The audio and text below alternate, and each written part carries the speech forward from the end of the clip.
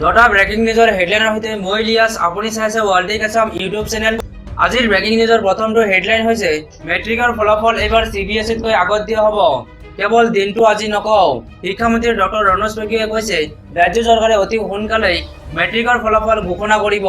আজিৰ ব্ৰেকিং নিউজৰ দ্বিতীয় নম্বৰ হেডলাইন হৈছে গণিতৰ পাঠদান ইংৰাজীত হ'ব বুলি কোৱাটো মোৰ ভুল হৈছিল। গণিতৰ পাঠদান পূৰ্বৰ পৰাই ইংৰাজীতে হয়, শিক্ষামন্ত্ৰী ডক্টৰ ৰণোজ পেগুৱে কৈছে।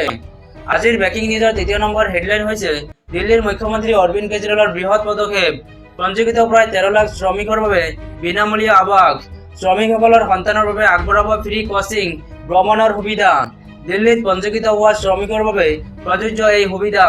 শ্ৰমিক বিভাগৰে আলোচনাৰ অন্তত টুইট মুখ্যমন্ত্ৰী কেজৰিৱালৰ। আজিৰ ব্ৰেকিং নিউজৰ চতুৰ্থ নম্বৰ হেডলাইন হৈছে কোভিডৰ পৰা বাচিবলৈ কোভিচিল্ড লোৱাসকলৰ বিপদ। কোভিচিল্ড লৈছিল নেকি? কোভিডৰ পৰা বাচিবলৈ কোভিচিল্ড লোৱাসকলৰ বিপদ। শ্ৰীৰামৰ CEO-লৈ জাননী।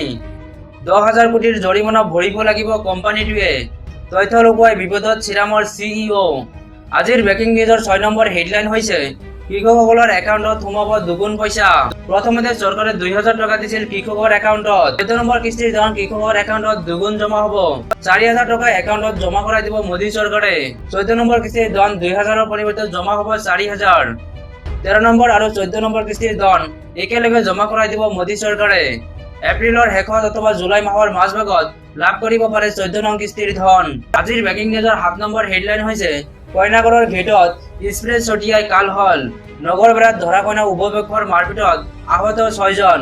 গুৰুতৰভাৱে আহত এজনক উন্নত চিকিৎসাৰ বাবে জিএমচিলৈ প্ৰেৰণ। আজিৰ ব্ৰেকিং নিউজৰ 8 নম্বৰ হেডলাইন হৈছে 2023ত গুণোৎসৱৰ ফলাফল। গুণোৎসৱৰ প্ৰথম স্থানত শিৱসাগৰ জিলা, দ্বিতীয় স্থানত চৰাইদেউ জিলা, তৃতীয় স্থান দখল কৰিছে গোলাঘাট জিলায়। বিগত বৰ্ষতো প্ৰথম স্থান আছিল শিৱসাগৰ জিলা। গুণোৎসৱত A+ গ্ৰেড পোৱা বিদ্যালয়ক 25,000 টকা দিব চৰকাৰে। আজিৰ ব্ৰেকিং নিউজৰ 9 নম্বৰ হেডলাইন হৈছে কেৰালাৰ প্ৰথমখন বন্দে ভাৰত এক্সপ্ৰেছৰ শুভাৰম্ভ। লগতে প্ৰধানমন্ত্ৰী নৰেন্দ্ৰ মোদীয়ে উদ্বোধন কৰিব দেশৰ প্ৰথমখন water metro'. Vande Bharat express স্বদেশীভাৱে নিৰ্মিত অৰ্ধ উচ্চ গতিৰ স্বচালিত এক ৰেল ছেট। আজিৰ ব্ৰেকিং নিউজৰ 10 নম্বৰ হেডলাইন হৈছে নামৰূপত বাঘৰ আক্ৰমণত এটি 7 বছৰীয়া শিশুৰ মৃত্যু। মৃত শিশুটিৰ নাম শিৱা কেওট বুলি জানিব পৰা গৈছে। নিশা বাগিচাৰ ভিতৰৰ পৰা ৰাইজে উদ্ধাৰ কৰে শিশুটিৰ মৃতদেহ।